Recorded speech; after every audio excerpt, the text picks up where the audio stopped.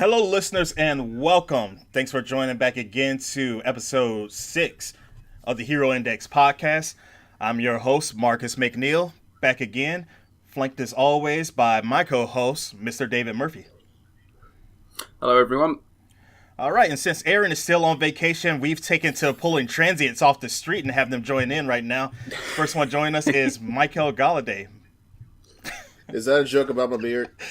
No, it's a joke about your life. How's it going? With that out of the way, thank you for everybody for tuning in. Of course, big news this weekend, Comic-Con. We got a ton of shit to talk about. So much came out. Maybe not some things we were hoping for, but we got plenty to discuss here. It's going to be a long episode, so bear with us. And I think the first topic we're going to discuss is something everyone's been waiting for quite some time. That is the first trailer to Steven Spielberg's adaptation of Ready Player One. That dropped during Comic-Con yesterday. Everybody got to see it for the first time. I'm going to lead off with David. David, what are your thoughts on Ready Player One, seeing that footage for the first time? I think it's quite exciting. We're now starting to see an emergence of a new genre now, I suppose, the copyright mashup film that we see with the Lego movies and so forth. And now we're seeing it played out, I suppose, is in live action. Obviously, there's a lot of CGI. But, yeah, I mean, I haven't read the book, and I know it's got a huge following. I'm seconding on that. Yeah. Yeah, same here, actually. So I've been looking through YouTube comments to see what the level of approval is, and it seems to be very, very high. Yeah. I think the most I could probably add to this discussion is, what this means for Steven Spielberg, who has not had a good few years. Really, what do you mean, David? Last year, last year he had the most unspielbergy thing to happen, which was to have a flop, which he's only had one previous, which was 1942, the attempt at a World War II comedy. And I think this is his big chance to make himself kind of, relevant again. He's not been great all century, to be honest. I mean, I think one of his films that could count as a classic is Catch Me If You Can. Though Minority Report, there's an argument to be. That's pretty good. Pretty good. Yeah. So what? No love for Kingdom of the Crystal Skull at all? Or The Terminal. The Oscars liked Lincoln, didn't they? But it was just felt like a history lesson. Yeah, I don't think they're going to come out bashing Daniel Day-Lewis by any stretch of the imagination at all. No. So yeah, it's difficult to really know what's going on, I think, if you haven't read the book, because it's a lot of things coming thick and fast in the trailer. So we get to see a DeLorean, we get to see the Iron Giant. There's loads of other things in there that I probably haven't spotted, given I've only seen it a couple of times now. Did anyone else notice anything prominent? Yeah, Freddy Krueger got shot. Oh yeah, that's right. Yes, I did see that. I also heard some people say that Duke Nukem was visible somewhere in the trailer too, but I have to go through because, I mean, it's loaded with Easter eggs, so you gotta really comb through it and find everything. Yeah, it's a bit reminiscent of that South Park 3-parter, was it Imagination World or whatever? Yeah, it did remind me of that a little bit. I think one thing that seems to be really cool about it is, from what I understand, the book mainly focuses on Steven Spielberg sort of things, so it made sense when Steven Spielberg directed it because, of course, he has a license to all his own stuff through DreamWorks, whatever the case may be. But yeah, we see the Iron Giant, we see Freddy Krueger, we see a number of other things with other studios. Oh, the DeLorean, of course, made an appearance. Yeah. So it's kind of cool to see how many things they're just gonna throw into this movie, uh, and kind of have it set a bit of a precedent for how many things you can mash into the same movie, character wise and property wise too. Yeah, I think it must be a dream come true for copyright lawyers. it's certainly given them plenty of income to get these things off the ground. Does anyone actually know what the kind of narrative thread for the whole thing is? He's looking for an Easter egg, isn't he? Yeah. Yeah. That's what's so funny, because I was thinking protagonist. about it earlier when I was saying, like, oh, well, that kind of goes to the theme of the movie. He's literally looking for an Easter egg in the Yeah. video game world that he's in. And he has to get 3 different keys to unlock 3 different gates in order to get to it. And, of course, shenanigans ensue. And he traverses the whole game world trying to find all these things. Okay. Yeah, like, for me, though, the second I saw Iron Giant, I was like, I really don't care. I'm in. You got me. You hit the nostalgia bone right on the money. It so almost I'm felt in like there. it was cheap in that way, too. It's like, that's cheating. You didn't even have to try Right. to get me to spend $10 on some bitches.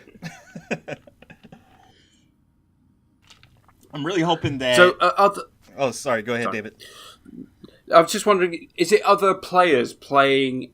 Are they like their avatars? Yes. So stuff like the Yeah. Iron Giant, right? Okay, got it. So from what I understand, it's all some sort of mishmash universe where everybody gets to pick their own avatars. So whether that's Freddy Krueger, whether that's RoboCop, or whatever the case may be, they get to play as that character in the world. Yep, and they all can team up to save the world of Warcraft. Yeah. Now, what about the actual prospects of the film? Did the action look good to you guys? Because, echo your sentiments, David, I think the last Steven Spielberg movie I liked was, probably Minority Report.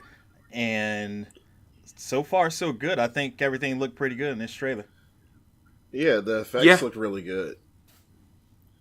Like, the whole battle scene where he just shoots Freddy, I'm like, I need to see more of that. I don't understand what the hell's going on yet, but I'm intrigued. They're like on like these giant like beetles and stuff too. Yeah, Yeah, something else like that. Something like that. You could tell me anything's in it, and I'd believe you at this point, because there is so much going on in that trailer. It's one of those things where I'm probably going to have to watch 6 or 12 of those Easter egg videos just to pick up on everything that was happening.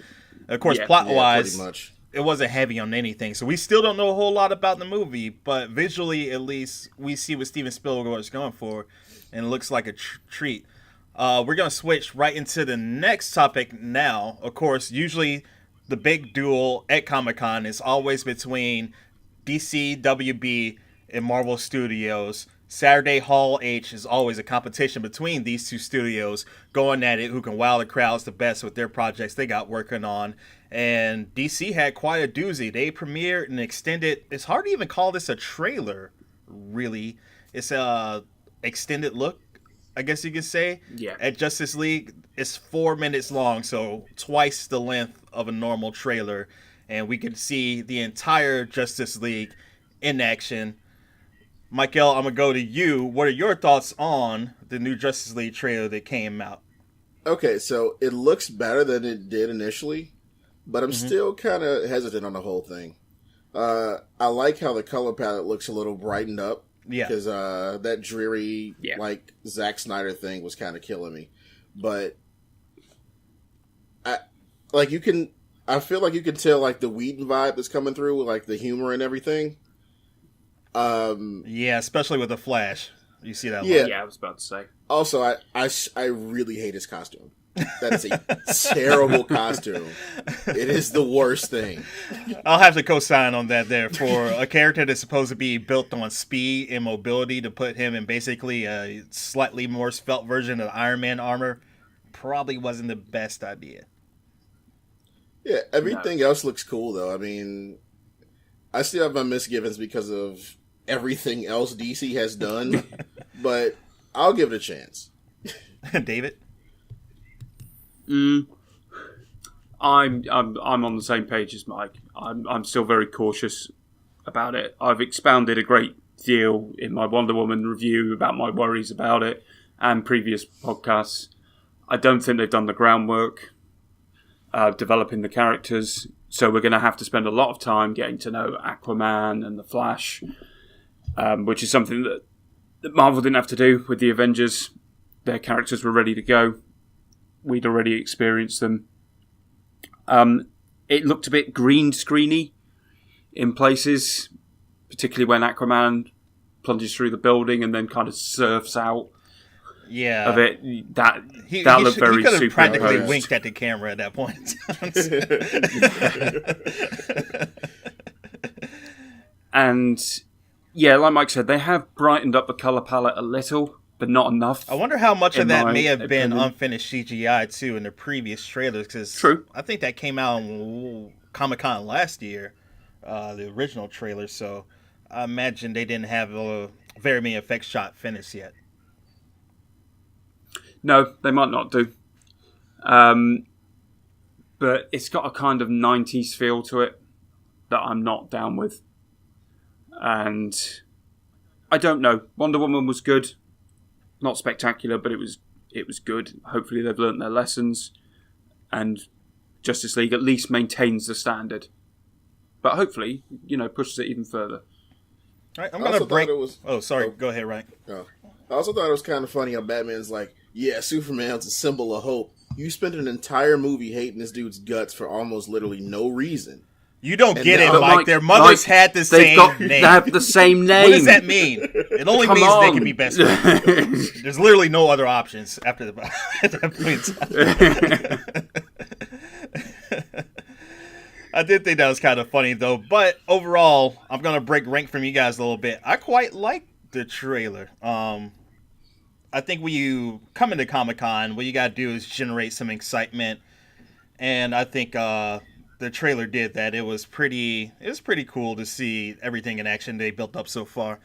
I quite like the bits with the Flash, seeing Commissioner Gordon, the whole little thing they did there with everybody disappearing and Flash of all people being the only guy left there. And I think it's a tightrope they kind of have to walk because they have to show enough of what can really wow you, but still hold quite a bit back. Feels like a lot of spectacle in this movie. And to your point, David, there's so much spectacle. Where are they squeezing in the character development? And especially with introducing Flash and Aquaman. Then we also hear rumors that possibly Green Lantern may appear in the movie too. We got our first look at the main villain in the movie, which is going to be Steppenwolf. Just very briefly, looks like he invades Themyscira first and creates a war against the Amazons before the Justice League steps in. And I can't really tell if all this is taking place on Earth. I mean, he comes to Themyscira, so some of it has to be Earth. But yeah, given all this CG, I can't really tell if it's a destroyed Earth or an alternate dimension or anything like that. The one thing that's bothering me about Justice League, and it's not the characters, it's not the story, anything like that. Every time that we see an action piece, I see no humans. I see no other people. These buildings are either uninhabited. The streets are empty. I'm just wondering, okay, clearly bad shit's going down. But what are the actual stakes for this movie? Are these people already dead? So is Aquaman surfing through the ashes of like burned out skulls? What's going on? I wouldn't put it past Snyder either, but yeah, it's just you don't really have that hook. Say when we saw the Avengers and it opened with throngs of people in New York City fleeing for their safety, you understand why these people have to band together and why this is such a terrible thing they have to stop. If all Darkseid and Steppenwolf are invading as a derelict version of Gotham City, like, okay, let them have it. Who gives a shit? Take all the mother boxes. It's fine. So, I'm really hoping this is something they can adjust and another trailer or the movie itself, just like, hey, what's actually going down here? Because even when we see someone like Commissioner Gordon, he doesn't seem all that perturbed about what's going on. He's still cracking wise, and so is Alfred for that matter too. I just don't get the gravity of the situation that's banding these guys together. No, we need a story trailer, I think, to really help clarify it. Because I've got no idea. As a comic book noob, I'm completely lost as to what the events could be. But if you guys aren't any the wiser, then I think that's definitely something they've got to clear up. You got a big shrug for me. Before November. Yeah. Because for the most part, this is a mostly original story from the filmmakers, so there's nothing to go back to the comic books and say, hey, it happened this way. Right. No, we can only glean from what we see in the trailers. And Is the end game for the DCU to put it into the world of the Dark Knight Returns that we saw the flash forward to in Dawn of Justice? I don't really know. Or was that just a warning I don't know. to Bruce Wayne? You don't know. That's what I was bothered by, because, okay, he had that little nightmare dream flashback, whatever the case happened, and then you had the Flash do his whole temporal time travel thing, and I'm like, okay, is this alluding to that future? Are we going into Flashpoint paradox? Like, what exactly do these two sequences have to do in the grand scheme of things? I have no idea. Didn't they mention something about there possibly being a Flashpoint movie at some point? Oh, actually, yeah, that was some of the other news to come out. We had a few quick hit things come out from the DC Warner Brothers panel. First one is that they are set to reset the Flash again after the departure of Lord and Miller, and then the departure of Seth Grammy Smith, then the departure of the director following that. Gosh, his name escapes me right now. I have to go back and pull up that information. It's okay. There's been so many. Yeah. Little Joe from the corner, he stepped in for a while and did a treatment. They passed on that. Fortunately, they emailed me once too, so it's like, hey, you interested? We're just all comers. Somebody please do this. So they initiated page one rewrite, and the news to come out of Comic-Con is that it's going to be dealing with Flashpoint. So this is kind of weird, because they're going straight into Flashpoint. And we haven't really gotten a proper origin for Barry Allen yet. And he's already sticking his dick in a timer. So we're going to jump straight into that. Then other news that came out was Joss Whedon's Batgirl is going to be all set to film in 2018. Shazam is going to be the next movie to actually start active production and filming, courtesy of director David F. Sandberg. That's going to start 2018 as well. And despite rumors that we heard from numerous outlets such as Variety and Hollywood Reporter, Ben Affleck commented that he is Batman. He will remain on as Batman for the Justice League films and the solo film to be helmed by Matt Reeves. What out of all these stick out to you guys? David, I'll go to you. You guys are going to have to explain to me what Shazam is, because I've done a bit of research and I'm more confused now than I was before then. So either one of you. All right. What's going on origin with that? For Shazam, formerly known as the character as Captain Marvel before some ugly contracts. Yeah, what's that about? The Captain Marvel character predates Captain Marvel, Marvel Comics itself. Back then, they were Timely Comics. Right. Captain Marvel was a young man by the name of Billy Batson, an orphan who uncovered the cave of the wizard Shazam beneath the subway system in his city. The wizard grants him the special abilities of the Greek pantheon, so he has the strength of Hercules, the speed of Mercury. So he gets all those powers. Then it went through a rather ugly lawsuit between the creators of Captain Marvel and then the creators of Superman. They accused it of being a ripoff of the Superman character. I forgot how all that went, but basically it settled to where it brought Captain Marvel into the DC universe. Right. Then some sort of copyright stuff popped up with Captain Marvel, so they changed his name from Captain Marvel to Shazam. So Shazam is the Right. name of the character, what he says to imbue his powers, and also the name of the wizard that gave him his powers. Hope that's not Okay. confusing at all. But It is. basically, he's a little boy, shouts Shazam, lightning bolt comes down, turns him into basically an adult Superman, and he fights criminals that way. Right. Okay. Fine. I'm glad we could clear that up for you. Yes. Thanks for nothing. Yeah. So let's talk about Batgirl instead. Yeah, so Batgirl coming up from Joss Whedon. We actually don't have any casting news or anything like that. We just know, hey, it's going to start filming in 2018 at some point in time. Who's Batman? Who is Batgirl? Sorry. Who's cast? Nobody. We have no casting news yet. Right. Fair enough. So it's interesting in the way that, like, okay, another Batman film or a character in the Batman family are going to be one of the next we're going to see from the DCEU. But yeah, we were really hoping for something juicier. We know, of course, Joss Whedon is committed to it. He finished the pickups and the reshoots on Justice League. We were really looking forward to some casting news, but looks like we just at least got confirmation that yes, we're actually going to make this movie. And here's the curious thing for DC Warner Brothers. Their panel basically has to be them saying, yeah, we're going to make some movies. And no, Ben Affleck hasn't quit and isn't fired yet. And also, here's a trailer for a movie.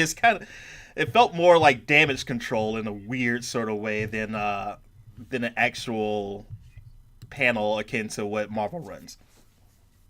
Yeah. Well, isn't that just the DCU at the moment? Damage Control is there. Run around with fire extinguisher. Yeah.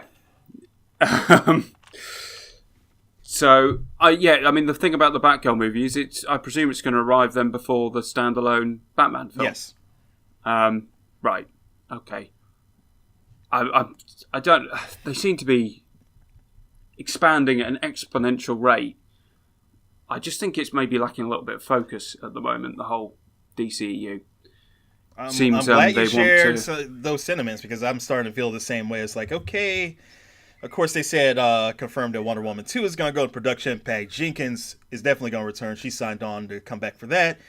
And then we have our next round. So after Aquaman, which is going to be after Justice League, we're going to have Shazam, then Batgirl. We don't know where Gotham City Sirens is on the docket, or Nightwing for that matter. We don't really have a hard timetable for sorry, it's escaping me right now. Oh, the Batman. So Yeah. it just seems a little bit scattershot right now. Yeah. Scattershot is definitely what I'd say about it. It's just difficult because we've got Gotham City Sirens coming as well. Suicide Squad 2 it just at some point. I mean, there's quite a bit. I presume there's a fair bit of overlap between those two projects. I don't know the comics well enough, but it does seem to be that. I mean, are we looking at 4 DCU films a year? Because that seems overkill. Either that or they're going to stretch this slate they have until, I don't know, 2025 or something like that. They announced a number of films that have been greenlit. They're going to go into active production. I think the total list was 8. Suicide Squad 2 was one of those. Justice League Dark, Green Lantern Corps. So there seems to be a lot going down without quite a clear focus into how that's going to get broken down. So, yeah, it's going to be interesting to see how they kind of tighten this all up and focus it into uh, something that they don't have to do the whole phase thing that Marvel did, but they can at least do something to give it a general direction. Because with Marvel, at first we had, the phase one, which was the origin films that went into the Avengers. Phase two was, okay, we're acquainted with these characters. We're kind of picking back up with them, going to Age of Ultron. There was like a clear overarching narrative to everything. And now it just seems like the DCU is just throwing darts at the board, seeing what it hits on. And it can be a little bit confusing to keep track of. It's a lot of confusing, actually. Yeah, it is the land of confusion over there at the moment. But they've obviously got the. Well, I wonder what the returns they're expecting on this, because it's. I mean, Shazam. I mean, that's something I'm looking at and thinking, the audience awareness of that is going to be very, very low. Extremely low. Probably one of the most obscure superheroes to come out of one of the major lines in a long time. Looks like we lost Mykel. He fell into a black hole. Yeah, he does seem to have disappeared. We'll have to carry on without him. Hopefully, he can rejoin when we pick things back up. Yeah. But let's switch from DC to the Marvel panel. And the big thing that we got out of there, of course, the people were there, got to see a number of things we didn't see, like a new trailer for Black Panther. Of course, the trailer for Avengers Infinity War. They did, however, show the trailer for Thor Ragnarok. We got to have that as well. So, David, did you get to check out the trailer for Thor Ragnarok? I did indeed. And it's still registering quite high on my excitement meter, I suppose. Welcome back, Mike. Hey.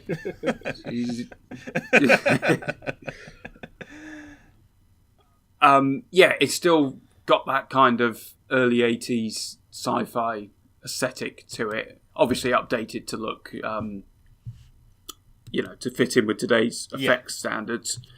And it does seem to be playing it mainly for laughs. Certainly with Thor himself, back in Isengard. That's it, isn't it? Asgard. Yeah. Things seem a little bit darker.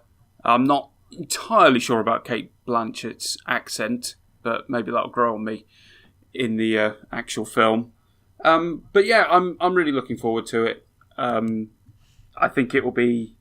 I know Marvel aren't averse for playing things for laughs. Iron Man 3 was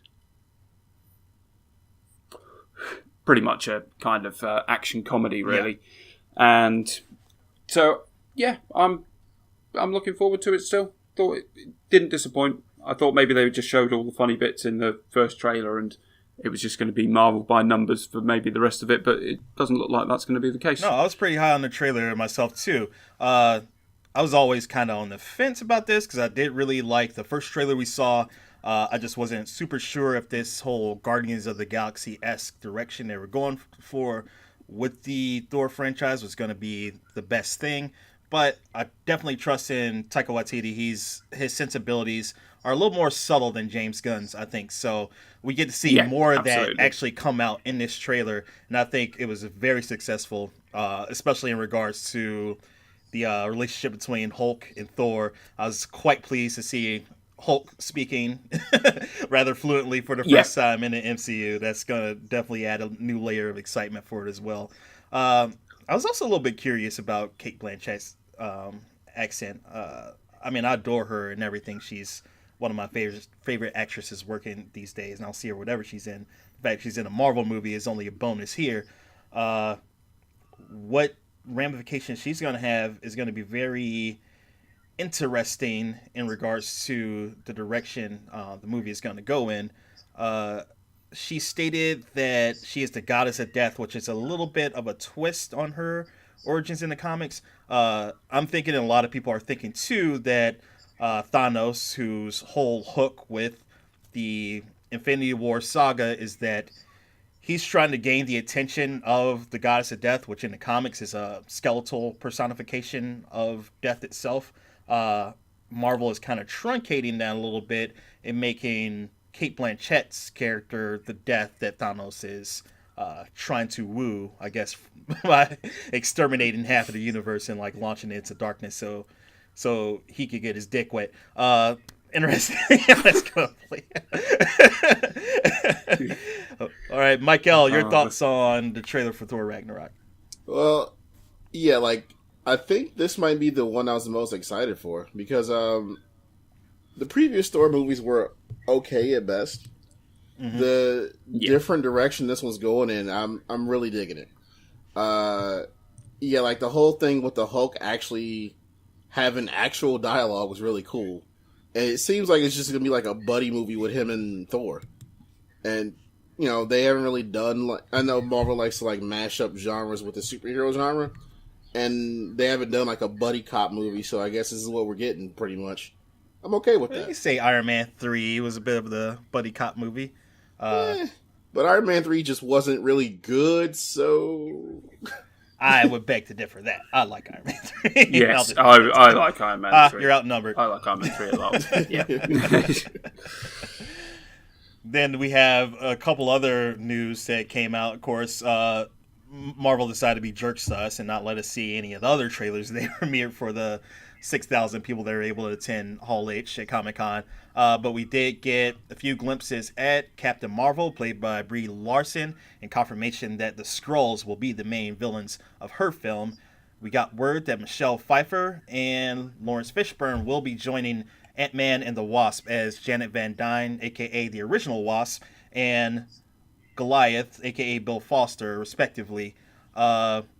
Anything jump out to you guys here? I know one thing kind of curious to me is that I did not believe that Marvel had the rights to the Skrulls. I thought that those were resting with Fox with the Fantastic Four rights. So yeah, I had to do a little bit digging, but it seems like it is within their rights to use them. They kind of occupy that weird Scarlet Witch, Quicksilver sort of gray area where either studio can use either one of the characters.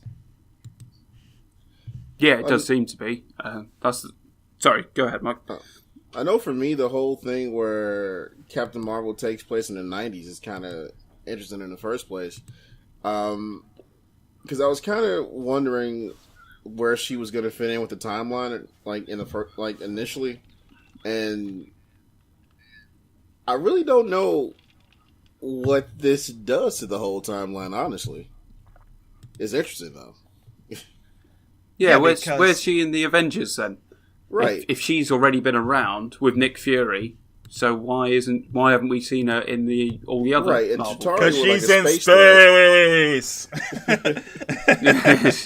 That's why I wonder is maybe she was operational during the 90s or she got abducted from Earth a la Star-Lord during the 90s. She's been gone during this whole rise of the Avengers and superheroes on Earth until she comes back. I mean, clearly we're probably going to be picking up with her when she already has her powers from the sounds of it.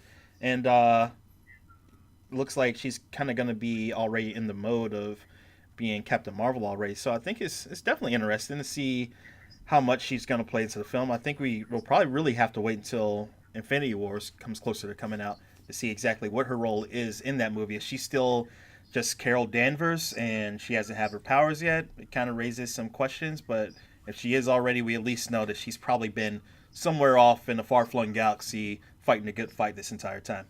But I am pretty stoked to actually see the Skrulls come through in the MCU. A lot of people for a long time have been wondering if they were going to be a big bad that popped up at some point in time. A lot of them thought they were originally going to be the main villains of the first Avengers movie.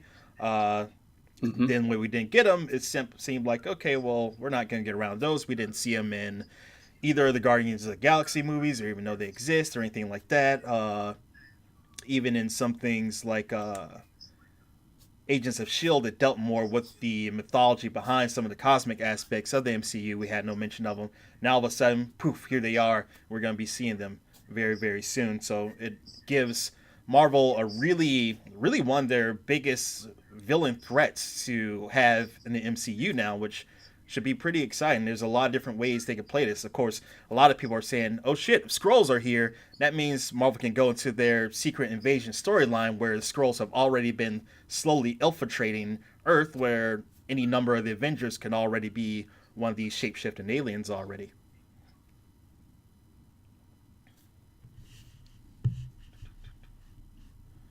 Yeah, sorry, I don't have anything to add to that. I'm not very familiar with the Skrulls, but I just knew that they belonged to the Fantastic Four, so I was quite surprised to see them be announced. The Ant-Man stuff's quite curious. I think there's some big names they're bringing in there, and Lawrence Fishburne and Michelle Pfeiffer. Obviously, again, moving over to the Marvel universe, because they both spent time in the... Well, Michelle Pfeiffer obviously was the best Catwoman we've seen to date, but not in the DCEU. Yeah. And obviously, Lawrence Fishburne is... oh, geez, what his name's completely escaped me. White. The editor of the... Perry White. Yeah, Perry White, that's it, yeah. So, yeah, we're seeing that quite a lot now, aren't we? That big names are moving. And now Marvel is one Danny DeVito away from having a Batman Returns trifecta in their universe now. That's very true. I didn't think of it like that. Yeah. They're going to have to make a role for See if they now. can get Christopher Walken in there as well, and then they'll have them all, won't they? I think it was really cool because, man, what has Michelle Pfeiffer been up to lately? Haven't seen her much. I started, just looking into it more. First and foremost, she's still gorgeous, so looks department, she's still got it there. Actress, of course, she's always been a phenomenal actress. So Marvel has really been, in all the recent movies, they've just been killing it with casting. They just continue to get talent after talent after talent, old, young, in between somewhere. They just, people are just flocking to come to their movies right now. But they're also making smart choices and bringing in actors that can add something. So I think it's a bit of something like Ant-Man, that you now have guys like Paul Rudd, Lawrence Fishburne, Michael Douglas, Michael Pena, Michelle Pfeiffer now is really kind of elevating that source material to something that you can kind of cast off and say, hey, this isn't really a super important part of it. But Marvel does not have that in mind. They are building this up to be a blockbuster just like any other movies. And I know there's some people kind of on the fence about not Iron Man, Ant-Man. I quite liked it, though. I thought that it was one of the more charming MCU films that we got that didn't try to do too much or do anything too crazy. But as far as what we got with that movie, it could have been so much of a disaster, especially with the exit of Edgar Wright. So all that, I was going in prepared not to like it at all. And actually it turned out to be pretty damn entertaining. I can't remember much of it to the point where I am actually wondering if I've seen it. But I don't think I have, actually. I don't think I ever got around to that one. Yeah, I think it's very much a case of there's no small parts in the MCU anymore. They're willing to put big names into, quite a... Well, not... Well, yeah, as far as the general audience is concerned, quite obscure characters. And... it shows a level of dedication there that I think we're not seeing in the DCEU. I think there is some questionable casting going on there. Obviously, Suicide Squad had a lot of casting problems, and so again, it's although I'm not thrilled with Marvel at the moment. I think, as you know, I disagreed with you, Mark, about how good Spider-Man was, and Guardians of the Galaxy just felt pretty much by the numbers for that. But it is just still quite astonishing that the machine just rolls on, picking up people with big acting names, but not just from the point of view of being movie stars. These are people who've got Oscar nominations and Oscar winners in some cases, like Cate Blanchett. And it's just something that, almost, a decade ago, it's just something you wouldn't really associate with the genre. You really would not. In this kind of a volume of these kind of actors. and actresses appearing in these films. So yeah, I mean, just got to, doff the hat to them really on that front. Especially for something like Ant-Man too. And here's the power of Marvel here. My son, who is 4 years old, loves superheroes, all things superheroes. You ask him who his favorite one is, he'll tell you it's Ant-Man. So, that is the glory that the MCU has done, is take these characters and really put them in a spotlight to really draw this sort of fandom, and it's pretty cool to see how it'll develop from here. So next, we're just going to go into our bit of a roundup free discussion. We're just going to touch on a few things that premiered during Comic-Con that we weren't able to fold into the rest of everything else. The first one is news that finally Todd McFarlane has found a home for his brand new Spawn reboot he's going for. Blumhouse, the studio that brought you The Conjuring, Annabelle, Paranormal Activity, all those movies have picked up and will become the production wing for the Spawn movie. Todd McFarlane has written the script, finished it. He will also be on the directing with a $10 million budget, I believe. So that is set to start production later on this year. In TV news, we get to see this Stranger Things 2 trailer that had an extended trailer that came out after the teaser that we saw last year. Now we get to see the return of the kids from Hawkins, Indiana, and 11 in all their glory coming back. And we got an extended trailer too for Netflix's next big Marvel project. That's The Defenders, all starring their cast of MCU superheroes, bringing Daredevil, Jessica Jones, Iron Fist, and Luke Cage all together. Luke Cage. Yep. So anything popping out to you guys that seems particularly interesting out of some of the news that we got here? Well, I have to say, I think Netflix bossed Comic-Con. I think they showed a lot of new content that was very exciting. I quite like the look of that Will Smith film. Is it called Bright? Right, Yeah. Yeah, that seems like a combination of... do you remember Alienation with James Caan and Yes, Mandy that was one of my Patinkin? favorite shows Yes. in the 90s. And the graphic novels Fables, which obviously got turned into the video game The Wolf Among Us. So it seems like they've mashed those two things together. That looks quite interesting. Stranger Things 2, obviously, it was their big tentpole because everyone is desperate for more of that show. That was one of their. That's, I think, now their. Because we don't ever get ratings data for Netflix. They're very, very protective of their data. So we have to go off generally kind of their social media interactions, see how popular they are. And I think only Orange is the New Black has more Facebook likes for its official page than Stranger Things 2 does in terms of their original content. So it's one of their biggest shows. I think they're expanding on it nicely. I love the use of the Vincent Price soliloquy from Michael Thriller, Jackson's Thriller. That's a nice touch. Yeah, I thought that was a nice touch. But I also really liked the Defenders trailer. I've not been on board with all of the characters that are involved in its origin series, but this seems to be more focused than some of those were.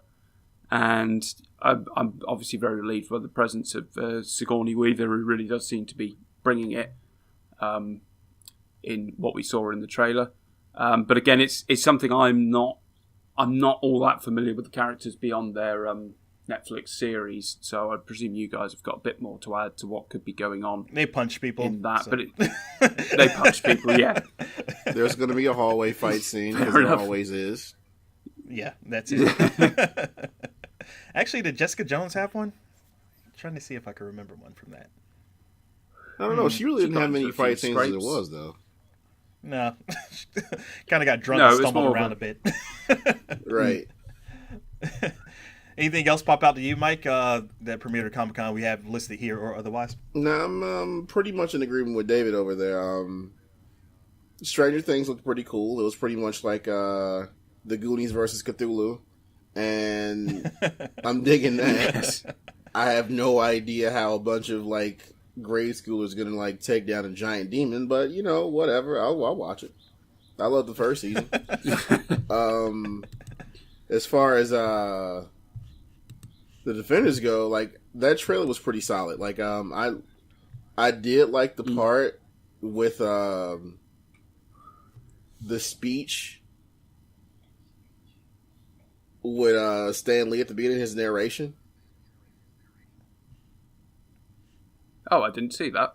Yeah, there was. I don't know if it was like there's actually two different extra trailers floating around. Yeah, so there's Right.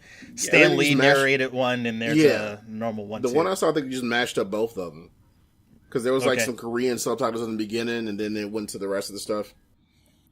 But other than that, yeah, there's just a Netflix Korea one that premiered, and then they released like another full length trailer during Comic-Con too. I'm trying to think what else. I mean, obviously the people were getting quite excited about the Walking Dead trailer, but I've switched off from the Walking Dead for a while now. Yeah, I jumped off that ship. man, I bailed in season one. During the first half of last season. Same And here. I checked out the trailer, but there's not enough I'm seeing there to woo me back to the show. My interest is simply waned to the point of indifference, and it'll be hard for them to win me over again. Yeah, same here, and I think it'd be very interesting to see what ratings come through for the new season. See how much it is, if it really is suffering, or whether it truly is just bulletproof. I'm trying to think what else I saw come out of it, out of Comic-Con really, but I'm struggling for a little bit because I think we've covered most of it. Yeah, there's a number of things. I mean, there's plenty of comic book related news, so much it'd be hard to get into it in just this one episode here. Another thing that I was pretty interested in was the Spawn movie that's going to start production now with Todd McFarlane, who of course has never directed anything before. He was involved with the HBO animated series back in the 90s. He was an advisor on that, but in terms of that, this is really the first time that we see a comic book writer/artist make the transition into handling the film 100% themselves. And of course, Blumhouse is a pretty steady studio that can take these sort of risks. It's really got a small budget. Apparently, that was all Todd McFarlane requested. He's going to go for a very much more horror-driven version of Spawn, where he'll be more akin to a monster in the dark, where he won't be the forefront, but rather a background character that all the events revolve around. And I mean, they've been doing really well so far with some of these lower budget releases they've been doing. The Visit was huge. Of course, we had Split, which did phenomenal business. The Conjuring movies, which continue to do a ton of business too. So this for them is a kind of very, very low risk, very high reward thing, because if it hits, it can launch them into a whole nother genre segment that lets them spread their wings as far as studios. Yeah, I think they'll be hoping to do a bit of a Deadpool with it. I am going to correct you a little bit there, Mark. Frank Miller did similar with The Spirit, did he not? That was his... I had purged that from my memory, but yeah. Yeah, I was going to say, we all know how that is a fantastic movie. Spawn is a lot, okay?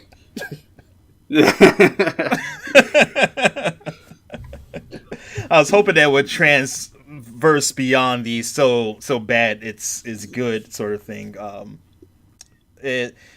Even with that said, still that was an adaptation of Will Eisner's character, so I think this is the first time we actually see the character itself be handled by the person that created it. Of course, Frank Miller was there as a co-director for Sin City, but we know that was Robert Rodriguez's baby there.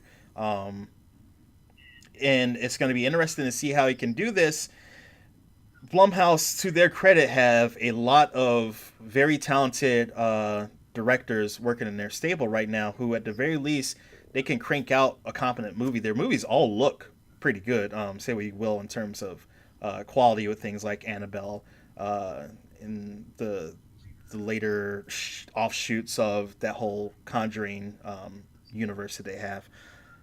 They're always very, very nice looking. So I think this isn't them simply handing Todd McFarlane a $10 million check and saying, hey, go make your movie. I'm like, hey, we're here as a production house to help you see this vision through and make the movie that you have in mind with the quality that has become the standard of our studio. So is it going to be live action?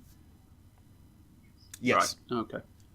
Do we need to talk about the original Spawn, or should we save our listeners the horror that was? I think that's banished to the same place as I see. Yes. Well, I see no reason. I mean, it's relevant to the conversation right now. It can't be any worse. It can't be any worse. So at least it's got a low benchmark to live up to. Yeah, that came out in 98, didn't it? I think. Was it 97? 97 or 98, I believe. I can't remember which. Yeah, that was. I think probably still my contender for the worst ever comic book adaptation. Can't think of many worse, apart from maybe The Spirit. Yeah, but Yep. They're moving kind of lockstep in with each other right there. I think what is going to hinge on this movie is going to be the casting. If they start putting together a talented cast of probably veteran actors that it seems like Blumhouse tends to like to go for, I think this could be very interesting. I'm also interested to see if they're going to incorporate Sam and Twitch. From what I understand, Kevin Smith is going to make his own TV series within the Spawn universe with Sam and Twitch as detectives trying to solve all these supernatural serial killings, things like that. I wonder if we're going to be introduced to those characters in the Spawn movie, then it goes into the TV series after that, or if they're going to be two separate entities. But I think I really do like the angle of this film, treating what traditionally would be the main focus of the movie as a horror-centric monster-type character, where we're not seeing their origin or anything like that. We're seeing how the world deals with the presence of this thing and what it means for everybody else, and what boils down to a war between heaven and hell. So if you had to go anyway with a Spawn movie, I think this is probably the smartest and most interesting way to do it. Then, of course, with the $10 million budget, even if it falls flat on its face, it's going to make its money back. There's not going to be anything lost in this. No, 10 million doesn't go all that far these days, though. So I do wonder what... Because, you'd think of Spawn as being very effects-driven to do the character justice. So it'd be interesting to see how they're going to distribute that cash, really. But, yeah. I imagine they could probably blow it all on his scenes, and everything else within the Spawn universe is just grounded New York City. So I think that's probably one of the things that's going to keep the budget down. They'll probably show Spawn very minimally and just focus more on the characters around him. And then even when we do see Spawn, he's pretty much going to be the only special effects thing in the shot that they ever have to worry about. So probably a pretty minimal production as far as that goes.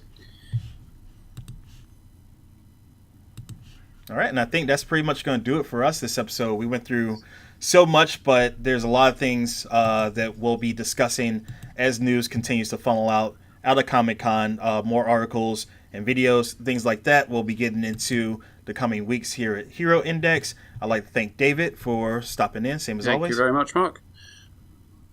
All right, and Mykel, thanks for joining us too. No problem, man. All right, and everybody listening out there, if you haven't already, be sure to subscribe to us on YouTube, Stitcher, and iTunes. Wherever you can enjoy media, we're there. Thank you so much for tuning in, and we'll see you next time.